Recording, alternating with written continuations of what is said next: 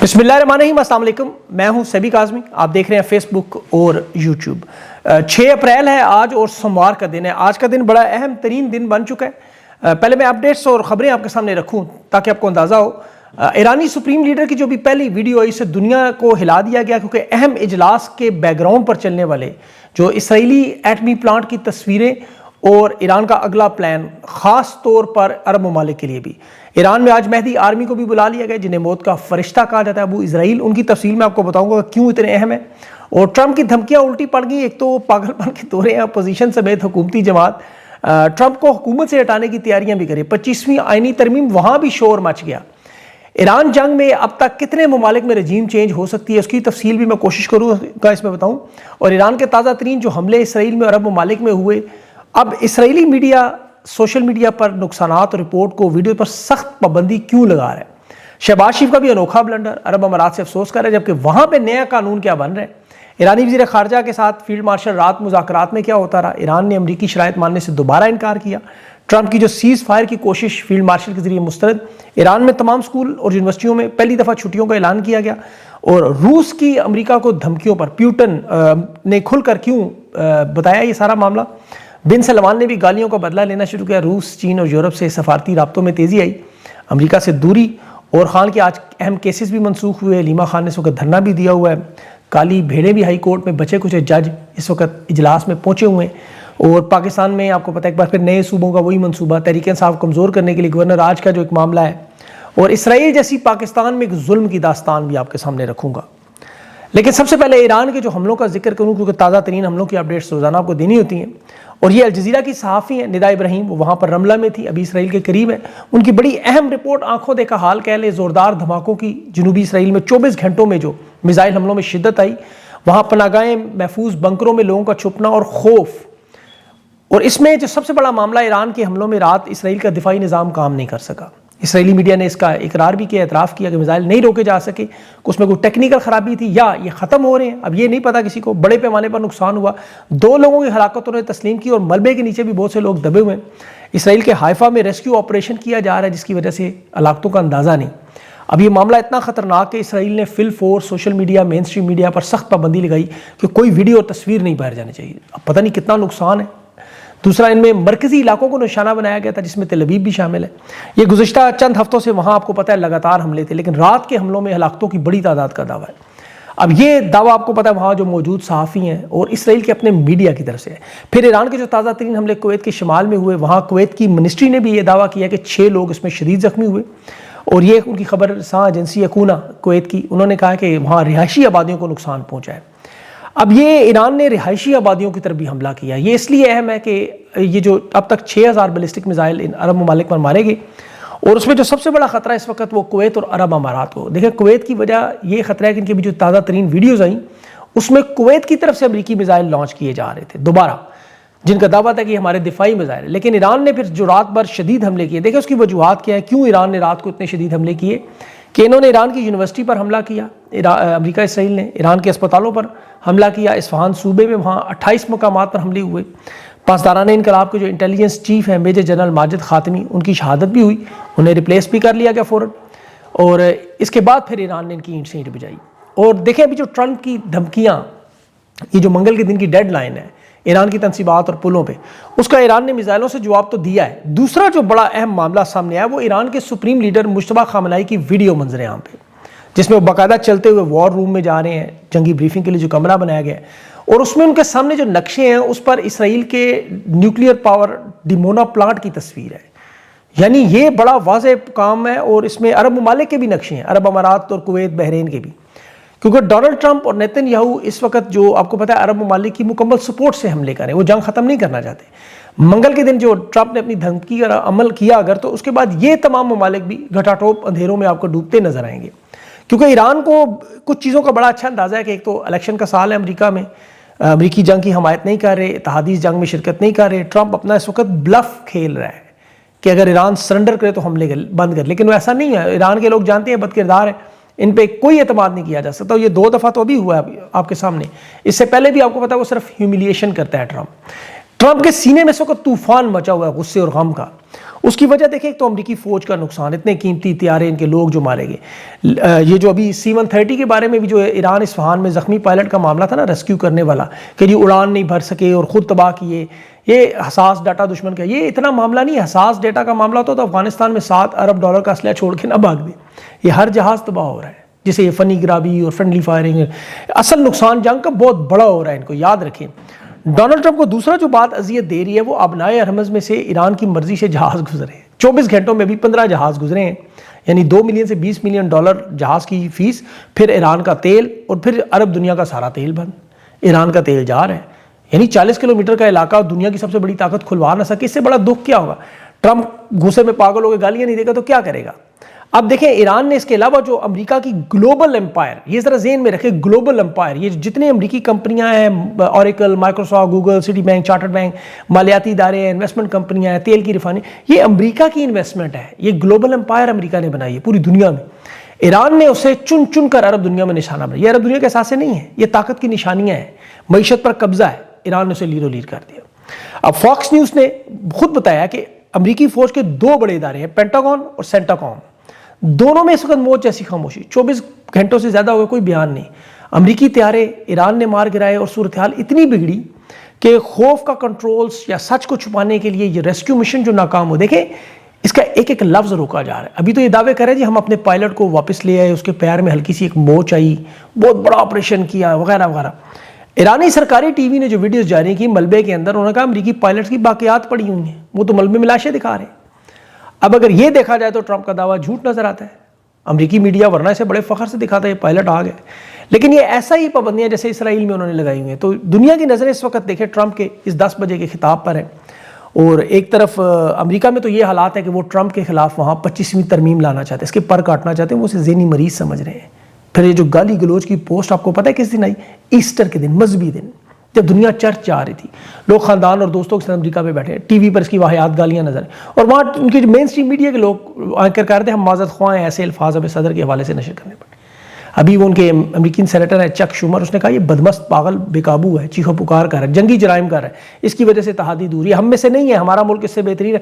واقعی امریکی تو ایسا نہیں سوچتے، تو یہ سوچ رہے ہیں. یہ جو 24 گھنٹوں میں ابھی پیش رفت مذاکرات کی بھی آپ کو نظر آئی، یہ بھی پاکستان کی طرف سے جو راؤٹرز کی بھی خبر آئی ہے، الجزیرہ نے تو خیر تصدیق سے انکار کیا ہے کہ یہ فیلڈ مارشل کے حوالے سے خبر کہ ایران اور امریکہ کو جنگ بندی کے لیے نیا منصوبہ پیش کیا. 2 نکاتی حل، ایک ابنائے حرمز کو فل فور کھلوا دیں اور سیز فائر کروائیں، جنگ بندی کروائیں تاکہ دنیا کو تیل ملنا شروع ہو. دوسرے مرحلے پہ انہوں نے ایک پورا معاہدہ ترتیب دیا جسے اسلام آباد اکارڈ کہنے کی کوشش کہ فائنل ڈیل میں ایران اپنا سارا ایٹمی پروگرام لپیٹ دے، کوئی ہتھیار نہ بنائے، اور اس کے بدلے میں تمام پابندیاں ختم کرے کہ سارے منجمد اثاثے کھول دیں. پھر ابنائے حرمز کی حفاظت کے لیے پورا ایک فریم ورک بنائیں جو دنیا مل کے بیٹھ کے بنائے. اچھا ایران والے کیا پاگل ہیں؟ فیلڈ مارشل نے یہ ایران کے وزیر خارجہ اور ٹرمپ سے بات چیت کے بعد بنایا. پاکستان واحد ملک ہے جس کی بات چیت اور تھوڑی بہت خبریں چلیں. کچھ لوگ سمجھتے ہیں مذاکرات کی فیور میں نہیں، مذاکرات کی 100% فیور میں، لیکن ایران کے رہنما نہیں مانتے. وہ کہہ رہے ہیں منصوبہ ملا ہے ہمیں، ہم اسے دیکھ بھی رہے ہیں، لیکن ہم نہ تو کوئی دباؤ مانیں گے، نہ کوئی ڈیڈ لائن مانیں گے، نہ ہی ہم ابنائے حرمز کسی عارضی جنگ یا سیز فائر ہونے کے بعد کریں گے. صاف صاحب کا یعنی دونوں شرائط نہیں مان رہے. اب یہ معاہدہ براہ راست امریکہ کے حق میں نظر آتا ہے. راؤٹرز پہ تو آپ دیکھیں نا، گزشتہ کچھ عرصے سے جو خبریں آ رہی ہیں، چاہے وہ لیبیا کے ہتھیار بیچنے کا معاملہ ہو یا کروڑوں ڈالر کی سرمایہ کاری ہو، JF-17 تھنڈر کی خرید ہو، وہ ساری باتیں درست نہیں نکلیں. پوچھے بندہ راؤٹر سے کیا ہوا ان خبروں کا، لیکن وہ خبریں شاید فیڈ کی گئی تھیں. یہ مشرف زیدی کی شاید آنے کے بعد انٹرنیشنل میڈیا میں گیم چل رہی ہے، کیونکہ الجزیرہ نے کنفرم نہیں کر رہا، جو اس معاملے میں سب زیادہ اس وقت ان جانتے ہیں.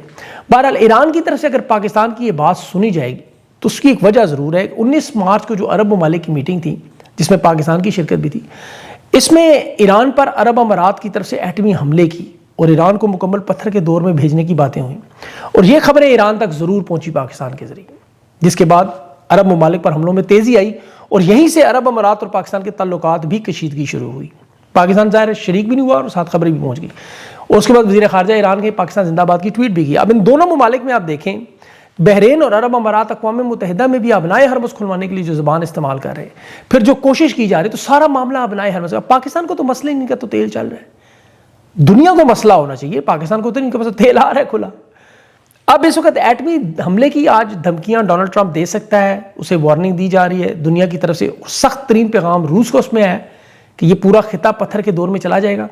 اور روس نے دیکھیں یہ پیغام دیا ہے, اس کی بڑی اہم وجہ ہے یوکرین کی وجہ سے روس پریشان ہے. جو یوکرین کا صدر آپ کو عرب ممالک کے ساتھ تعلقات بناتے ہو, اب تو شام بھی پہنچ گیا, یہ روس سے خطرہ دیکھتا ہے. جو مدد نیٹو اور یہ عرب ممالک اب یوکرین کو دے رہے ہیں کیونکہ ان کے دفاعی معاہدے ہو چکے ہیں, اور یوکرین کی جنگ میں آپ کو پتہ ہے ایران اور شمالی کوریا دو ملک تھے جو روس کے ساتھ کھڑے تھے, ان کا بھی دفاعی معاہدہ ہے شمالی کوریا کا.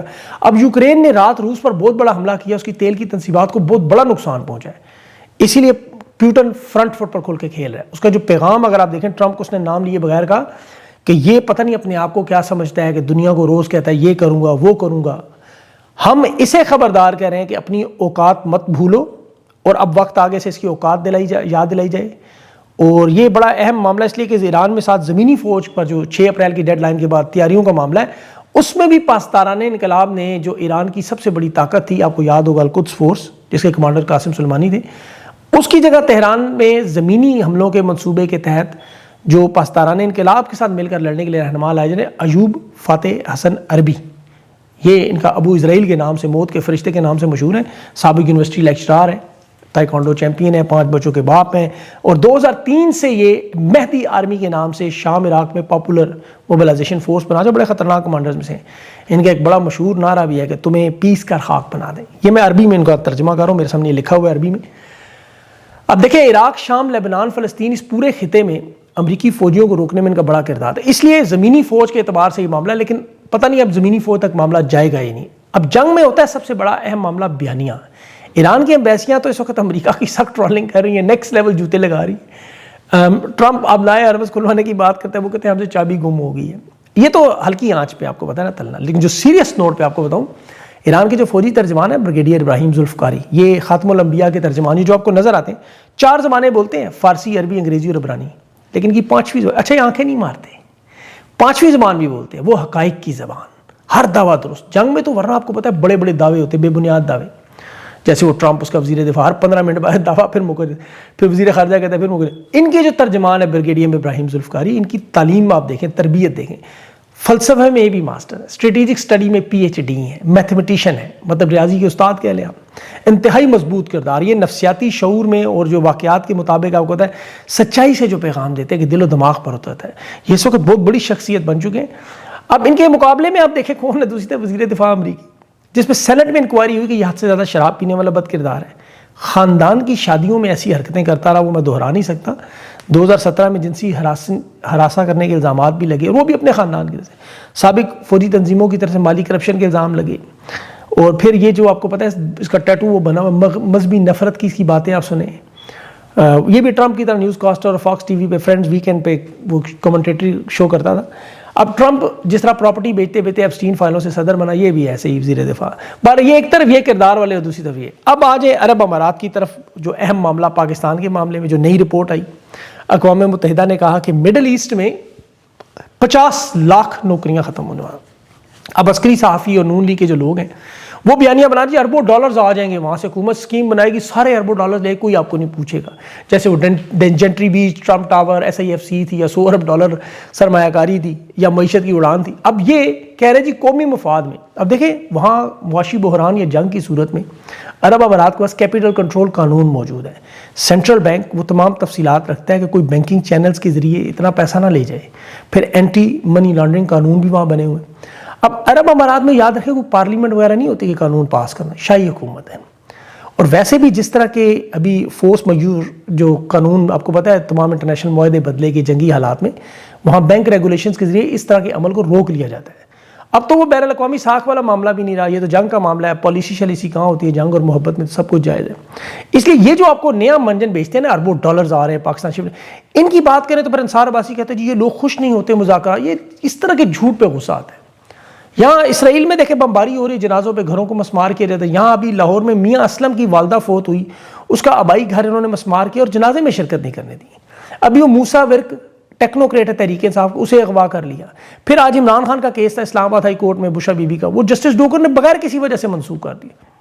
عمران خان کی بہنیں اس وقت ہائی کورٹ کے باہر بیٹھی ہیں, اور پھر انصار عباسی کہتے ہیں یہ لوگ ناراض ہوتے ہیں, انہیں تاریخ نہیں آپ دے سکتے, ان کا کیس نہیں لگا سکتے. وہاں مذاکرات کی باتیں کرتے ہیں. اب یہاں سہیل افریدی نے دیکھیں پاکستان میں کشتیاں جلانے کی بات کی ہے. اڈیالہ جیل کے باہر کالا کٹ ہے, امن جرگے میں بھی اس کی بڑی اہم گفتگو تھی. اب یہاں انہوں نے مولانا فضل الرحمان ایکٹیو کر دیا جی, گورنر راج کی دوبارہ دھمکیاں لگائیں گے, گورنر راج مزید تباہی پھیلے گی جو جس طرح کے حالات ہیں. اب تحریک انصاف نے لگتا ہے عدالت جائیں گے تو وہاں امین الدین خان بیٹھا ہے سرفراز ڈوگر کی طرح, جو فیصلہ کروا لیں. لیکن کیا یہ حل ہے؟ اب تحریک انصاف تو دیکھیں 9 اپریل کو جلسہ ایک پولیٹیکل ایکٹیویٹی کی طرف جائے گی. اسٹیبلشمنٹ ظاہر ہے نہیں مانے گی, اپنی طاقت دکھائے گی جیسے ابھی امریکہ دکھا رہا ہے. اب مذاکرات کے لیے فیلڈ مارشل اسحاق ڈار ایران امریکہ کے لیے دیکھیں معاہدے بنا رہے ہیں, محنت 100% جان مار رہے ہیں, جینون مار رہے ہیں. اب یہ تحریک انصاف کے ساتھ معاف کیجیے گا یہاں طاقت کا استعمال. اب اس میں وی لاگ میں وقت ضائع ہوتا ہے, میں اس میں بختاور کا وہ بیان نہیں بنانا چاہتا جو مریم نواز کی طرح میرے والد کی پراپرٹی نہیں, لیکن مجبوری ہے. تیر پیپلز پارٹی کا نشان ہے جو اڑتا ہوا انہوں نے ہاتھ میں لے لیا. آصف زرداری کی لوگوں نے پراپرٹیوں کا انبار لگا دیا. اب $1.5 ارب کی بلاول کی 38 پراپرٹیاں سرے محل سمیت. میں تو حیران ہوں کہ ہمت اور جرت پہ یقین کریں کہ یہ پھر ان کے میں بیانات دیکھتا ہوں کہ انصار عباسی صاحب یہ باقی لوگ کہتے ہیں جی یہ مذاکرات کی حمایت نہیں کرتے, فیلڈ مارشل ملک میں کیوں نہیں کرتے؟ 5% صرف یہ کوشش کریں تو معاملہ حل ہو. یہاں یہ اونچی اڑان, پاکستان نازک دوڑ سے, معیشت 1 سال ٹھیک, مایوسی کفر ہے. حالت یہ ہے کہ عالمی دہشت گردی ہو, معیشت ہو, مہنگائی ہو, بے روزگاری ہو, سٹاک ایکسچینج ہو, کرنسی ہو, کسانوں کی حالت ہو, 50% خطے میں آبادی ہو, پاکستان کے سرکاری ادارے ہوں, پرائیویٹ ادارے ہوں, اس وقت سب کچھ زمین سے لگا ہوا ہے.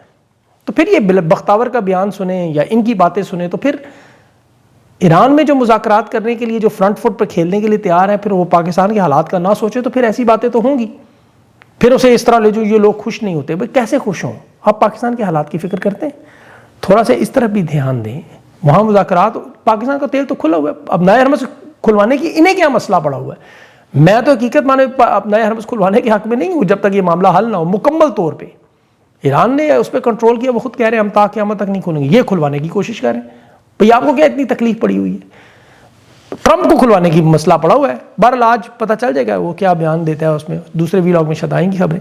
اپنا خیال رکھیں, مجھے اگلے ویلاگ تک کے لیے اجازت دیں. اللہ حافظ.